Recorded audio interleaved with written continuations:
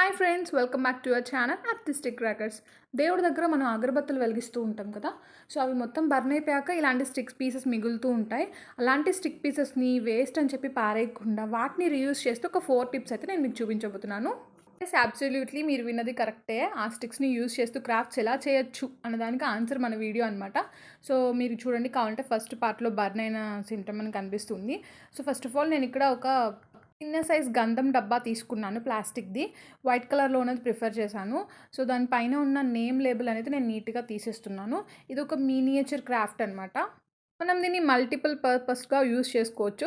ఇక్కడ నేను pink colour అగరబత్తి పుల్లలు అయితే తీసుకున్నాను. ఈ గంధం డబ్బా ఉంది కదా, దీనికి అన్ఈవెన్గా కొంచెం బెండ్ అయిన లోపల పార్ట్ అయితే నీట్గా కట్ చేసుకుని మొత్తం కూడా ఈవెన్గా నేను కట్ చేసుకున్నాను. అలాగే ఒక వాటర్ బాటిల్ క్యాప్ తీసుకుని దాని బాటమ్ పార్ట్లో నేను ఆ వాటర్ బాటిల్ క్యాప్ని స్టిక్ చేస్తున్నాను. నేను తీసుకున్న గంధం డబ్బా వైట్ కలర్లో ఉంది కాబట్టి వైట్ కలర్ వాటర్ బాటిల్ క్యాప్ని నేను ప్రిఫర్ చేశాను. సో ఈ విధంగా స్టిక్ చేసిన తర్వాత hot glue or normal glue apply చేస్తూ ఈ విధంగా ర్యాండమ్గా మనం ఈ పీసెస్ని అగరబత్తి పుల్లలు అయితే ఉన్నాయి కదా వాటిని అంటించేసుకోవాలి. దీనికి ఎలాంటి ప్యాటర్న్ ఏమీ లేదు, నేను మెజర్మెంట్ కూడా ఏం తీసుకోలేదు. జనరల్గా ఆ పుల్లలు ఏ సైజులో అయితే ఉన్నాయో ఆ సైజ్ని ర్యాండమ్గా స్టిక్ చేసుకుంటూ వెళ్ళిపోతున్నాను. సో నా దగ్గర ఆ పింక్ కలర్వి ఎక్కువ ఉన్నాయి అండ్ క్రీమ్ కలర్వి తక్కువ ఉన్నాయి కాబట్టి పింక్ కలర్వి అంటిస్తూ కొంచెం గ్యాప్ వచ్చిన తర్వాత మధ్య మధ్యలో క్రీమ్ కలర్ది పెడుతున్నాను. సో ఈ విధంగానే బాటిల్ అంతా కూడా మనం ఇలా పెట్టేసుకోవచ్చు అనమాట. ఇవి ఆల్రెడీ పింక్ కలర్ ఉన్నాయి కాబట్టి మధ్య మధ్యలో క్రీమ్ పెడుతున్నాను కాబట్టి కలర్ ప్యాటర్న్ అనేది ఎక్కువ పింక్, తక్కువ వచ్చేసి క్రీమ్ కలర్ అనమాట. నేను దీనికి ఎక్స్ట్రా పెయింటింగ్ లాంటిది ఏమీ చేయట్లేదు. ఆల్రెడీ అవి కలర్స్లో ఉన్నాయి కాబట్టి నేను ఈ విధంగా యూజ్ చేసుకుంటున్నాను.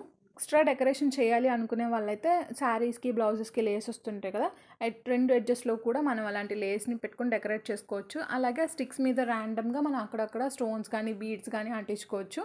నేనైతే మాత్రం నార్మల్గా అలానే వదిలేసాను. సో ఇది ఒక మినియేచర్ ప్లాంటర్ అండ్ డెస్క్ ఆర్గనైజర్గా మనం యూజ్ చేసుకోవచ్చు. చూడడానికి చాలా అంటే చాలా క్యూట్గా ఉంది కదా. సో మన సెకండ్ క్రాఫ్ట్కి వెళ్ళిపోతే ఈ విధంగా మీడియం సైజ్ రౌండ్ షేప్ ఒకటి తీసుకుని దాని హెల్ప్తో నేను ఒక కార్డ్బోర్డ్ షీట్ని ఇలా కట్ చేసుకున్నాను. ఆ తర్వాత నేను దానికి బ్లూ కలర్ పెయింట్ అప్లై చేశాను. పెయింట్ కొంచెం సేపు ఆరిపోయిన తర్వాత ఓల్డ్ మ్యాచ్ స్టిక్స్ ఉంటాయి కదా, అండ్ మనం తీసుకున్న అగరబత్తి పుల్లల హెల్ప్తో దీన్ని డెకరేషన్ అయితే చేస్తున్నాను. ఈ క్రాఫ్ట్ వచ్చేసి ఒక స్టాండింగ్ ఫేస్ని రిప్రజెంట్ చేస్తుంది. మధ్యలో ఐస్, నోస్ అలాగే లిప్స్ దగ్గర నేను మ్యాచ్ స్టిక్స్ ఉంటాయి కదా, బర్న్ అయిపోయిన మ్యాచ్ స్టిక్స్ పీసెస్ని ఈ విధంగా స్టిక్ చేసుకున్నాను. హెయిర్ లాగా వచ్చేసి అగరబత్తి పుల్లలు ఉన్నాయి కదా వాటిని నేను స్టిక్ చేస్తాను.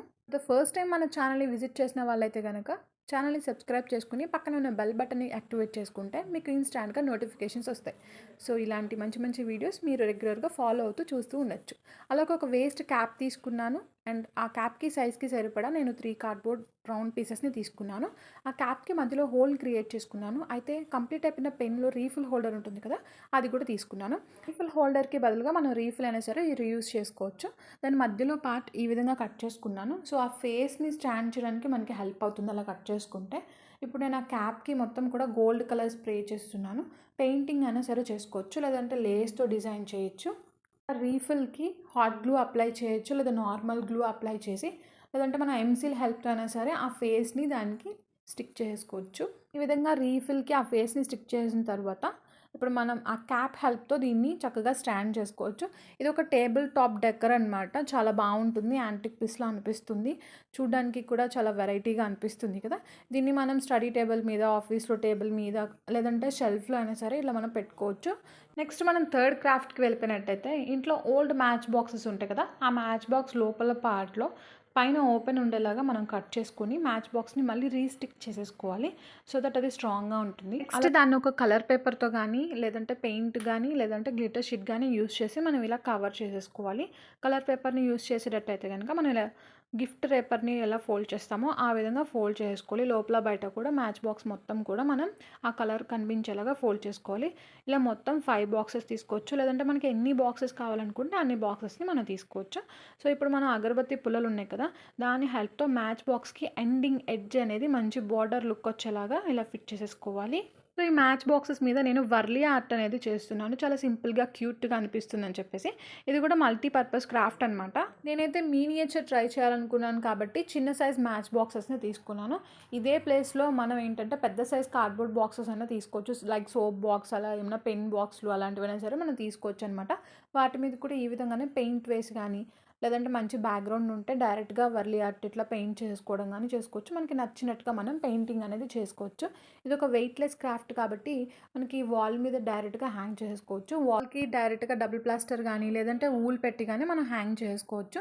సో, పెయింటింగ్ అంతా కంప్లీట్ అయిపోయిన తర్వాత మంచి లుక్ రావడం కోసం నేను ఇట్లా ఎడ్జెస్‌లో డాట్స్ అనేది పెడుతున్నాననమాట.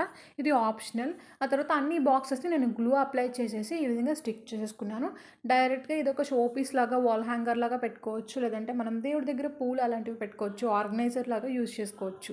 సో, ఇప్పుడు లాస్ట్ క్రాఫ్ట్‌కి వెళ్ళిపోదాం. అదేంటంటే మన దగ్గర ప్లాస్టిక్ బాక్స్ పైన ఇలా మూతలనేవి విరిగిపోయి ఉంటే గనక, సో, ఆ విరిగిపోయిన పీస్‌తో గానీ, లేదంటే మిగిలిన ప్లాస్టిక్ పీసెస్‌తో గానీ మనం చక్కగా ఒక క్రాఫ్ట్ అయితే ప్రిపేర్ చేసుకోవచ్చు. నేను ఇలా చిన్న సైజ్ 2 డీ షేప్‌లో లాగా ప్రిపేర్ చేశాను. ఒక ఓల్డ్ క్లాత్ తీసుకొని ఆ ప్లాస్టిక్ పీస్ మొత్తం కూడా గ్లూ అప్లై చేసేసి ఆ క్లాత్‌తో కవర్ చేసేసాను. బ్యాక్ సైడ్ కూడా మనం నీట్‌గా క్లాత్‌తో కవర్ చేసేసుకోవాలి గ్లూ అప్లై చేసేసి. యాక్చువల్‌గా నేను ఇక్కడ ఇయర్ రింగ్స్ ప్రిపేర్ చేస్తున్నాను. ఇయర్ రింగ్స్ ప్రిపేర్ చేసేటప్పుడు మనకి ఇయర్ రింగ్స్‌కి బ్యాక్ హుక్ పెడతారు కదా! అది కూడా నా దగ్గర ప్రెజెంట్ అవైలబుల్‌గా లేదు. బట్ నేను ఎలాగైనా సరే ఇయర్ రింగ్స్ ప్రిపేర్ చేయాలనుకున్నాను కాబట్టి నేనేమనుకున్నానంటే నీడిల్స్ హెల్ప్‌తో ఇయర్ రింగ్ హుక్‌ని రీప్లేస్ చేస్తున్నాను. హుక్ లేకపోయినా సరే మనం ఇలా నీడిల్ హెల్ప్‌తో ఫ్రంట్ నుంచి ఇట్లా నీడిల్‌ని మనం పెట్టేసుకుంటే ఏమవుతుందంటే బ్యాక్ సైడ్ గుచ్చుకునిద్ది అనే డౌట్ మనకు అక్కర్లేదు. సో, ఆ గుచ్చుకునే పార్ట్‌ని అలాగే ఎక్సెస్ ఉన్న పార్ట్‌ని మనం నీట్‌గా కటింగ్ ప్లేట్‌తో ఇలా కట్ చేసేసుకుంటే అవి ఇయర్ రింగ్స్‌లా సెట్ అవుతాయి. సో, ఇయర్ రింగ్స్ ప్రిపేర్ చేసుకోవడానికి నేను మధ్యలో మిర్రర్‌ని అయితే పెడదాం అనుకుంటున్నాను ఈ పార్ట్‌లో. సో, అక్కడ కాకుండా మిగిలిన మొత్తం అంతా కూడా నేను గ్లూ అప్లై చేసేసాను. అయితే ఇక్కడ క్రాఫ్ట్ థీమ్ ఏంటంటే అగరబత్తి పుల్లలతో క్రాఫ్ట్ కాబట్టి సో, నేను ఇక్కడ సన్ లాగా అంటే ఒక జిగ్‌జాగ్ షేప్‌లో అగరబత్తి పుల్లల్ని ఈ విధంగా ప్లేస్ చేసేసాను. ఒక ఇయర్ రింగ్‌కి పెట్టాను కదా! మిగిలిన సైజ్ అన్నీ కట్ చేసుకొని నెక్స్ట్ ఇయర్ రింగ్‌కి కూడా నీట్‌గా గ్లూ అప్లై చేసేసి అదే విధంగా నేను స్టిక్ చేసేస్తున్నాను.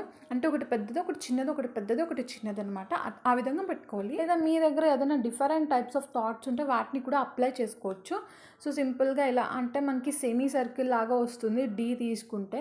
ఎగ్జాక్ట్‌గా రాకపోయినా నేనైతే కొంచెం పర్లేదు సాటిస్ఫైడ్‌గానే ఉన్నాను చేస్తున్నప్పుడు. ఈ గ్లూ అంతా కూడా కంప్లీట్‌గా ఆరిపోయిన తర్వాత మనం చక్కగా పెయింట్, గోల్డ్ పెయింట్ కానీ, సిల్వర్ పెయింట్ కానీ వేసుకుంటే బావుంటుంది. నేను ఇక్కడ గోల్డ్ స్ప్రే చేస్తున్నాను.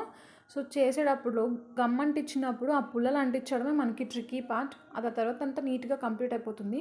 సో, మధ్యలో పార్ట్‌లో చెప్పినట్టుగానే నేను మిర్రర్స్‌ని అంటించేసేసాననమాట. చూడ్డానికైతే బయట కొనుక్కునే క్లాసీ ఇయర్ రింగ్స్ లాగా పార్టీ వేర్ ఇయర్ రింగ్స్‌లా ఉన్నాయి. బట్ మనం రీయూజ్ చేసి చేసిన విషయం మనకి తెలుసు. నార్మల్ ఇయర్ రింగ్స్ లానే వీటికి మనం బ్యాక్ సైడ్ హుక్ పెట్టేసుకొని డైరెక్ట్‌గా ఇయర్‌కి పెట్టేసుకోవచ్చు. గుచ్చుకోదు ఎందుకంటే మనం గుచ్చుకునే పార్ట్‌ని ఆల్రెడీ కటింగ్ ప్లేయర్ హెల్ప్‌తో కట్ చేసాం కాబట్టి నీడిల్ లాగా ఏం అనిపించదు. నీట్‌గా ఇలా మన చెవులకి పెట్టేసుకోవచ్చు. అచ్చం బయట కొనుక్కునే వాటిలానే ఉంటాయి. బట్ కాదని విషయం మనకి తెలుసు.